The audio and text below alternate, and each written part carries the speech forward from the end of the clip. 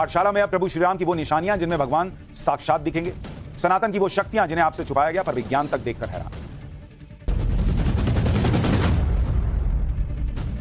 पाठशाला में पिछले दिनों मैंने आपको सनातन धर्म से जुड़े ऐसे ऐसे मंदिरों के बारे में बताया जिनके बारे में आपको कभी बताया ही नहीं गया। जब पाठशाला में इन मंदिरों की जानकारी सामने आई तो बहुत से लोग हैरान रह गए। उन्हें यकीन नहीं हुआ कि यह अद्भुत पौराणिक मंदिर आज भी भारत में, ये ऐसे मंदिर हैं जहां भारत की सनातन शक्ति के प्रमाण दिखते हैं। इसी क्रम में आज आपको कुछ और मंदिरों के बारे में बताऊंगा, लेकिन उससे पहले भगवान राम की उन निशानियों के बारे में बात करूंगा जिनके बारे में भी आपको कभी नहीं बताया गया। अयोध्या में भगवान राम का भव्य मंदिर का निर्माण हो रहा है, लेकिन श्री राम को और नजदीक से जानने के लिए आज आपको भगवान राम के उस वनवास मार्ग पर लेकर चलूंगा जहां राम की निशानियां मौजूद हैं। भगवान राम की यह वनवास यात्रा किसी तीर्थ यात्रा से कम नहीं है। यह बात तो सबको पता है कि भगवान श्री राम 14 वर्ष का वनवास झेल चुके। उनकी यात्रा अयोध्या से शुरू होकर लंका तक जाकर समाप्त होने के प्रमाण मिलते हैं। लेकिन इन 14 वर्षों में भगवान राम लंका तक इस मार्ग से होकर पहुंचे, किस मार्ग से होकर पहुंचे, इस मार्ग पर भगवान राम की किस तरह की निशानियां मौजूद हैं, आज आपको बताता हूं। ऐसी मान्यता है कि प्रभु श्री राम, लक्ष्मण और माता सीता अयोध्या से राजा दशरथ के मंत्री सुमंत्र के रथ में बैठकर तमसा नदी तक पहुंचे। इसके बाद नदी पार करके वो श्रृंगवेरपुर पहुंचे, जहां गंगा नदी पार करते हुए प्रयागराज पहुंचे। इसी गंगा नदी पर केवट ने भगवान राम के पैर धोने की जिद की। प्रयागराज से आगे बढ़ते हुए श्री राम वाल्मीकि आश्रम पहुंचे। इसके बाद वो चित्रकूट पहुंचे।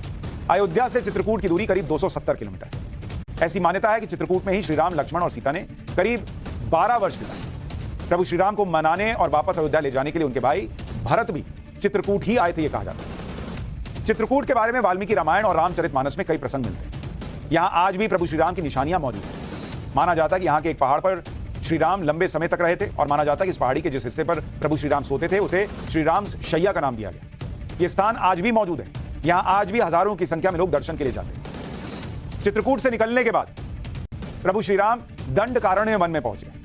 उस समय यह जंगल मध्य प्रदेश, छत्तीसगढ़ से लेकर उड़ीसा और आंध्र प्रदेश तक फैला हुआ है। इस वनवास के दौरान श्री राम अमरकंटक होते हुए पंचवटी पहुंचे। ऐसा माना जाता है कि पंचवटी में श्री राम और जटायु का परिचय हुआ था और यहां लक्ष्मण जी ने शूर्पणखा की नाक काट दी थी। इसके बाद रावण ने सीता हरण किया और राम से बदला लेने के लिए इसी पंचवटी से सीता जी का हरण कर दिया। सीता हरण के बाद उन्हें खोजने के लिए जटायु की सलाह पर प्रभु श्री राम दक्षिण की तरफ चल दिए और ऋषमुख पर्वत पहुंच गए। यह जगह पंचवटी से करीब 1255 किलोमीटर दूर है और यहीं बाली का किष्किंधा राज्य हुआ करता। ऐसी मान्यता है कि इसी किष्किंधा में श्री राम जी की सुग्रीव और हनुमान से भेंट हुई। यह प्रसंग श्री रामचरितमानस में भी मिलता है। अब आपको आज के किष्किंधा की एक तस्वीर दिखाता हूं। इसी इलाके में ऋषमुख पर्वत स्थित है। यह इलाका कर्नाटक के हम्पी के पास मौजूद है। इस हिस्से को सुग्रीव पहाड़ी के नाम से जाना जाता है।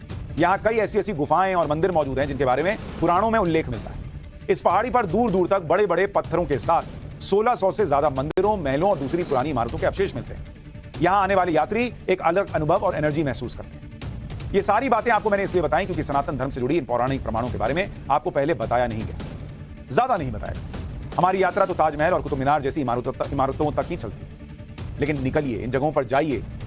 इस देश में तो सरकारें भी ऐसी रही हैं जिन्होंने प्रभु श्री राम का अस्तित्व ही नकार दिया। लेकिन आप जाइए और देखिए कि कैसे प्रभु श्री राम के निशान आज भी मौजूद हैं।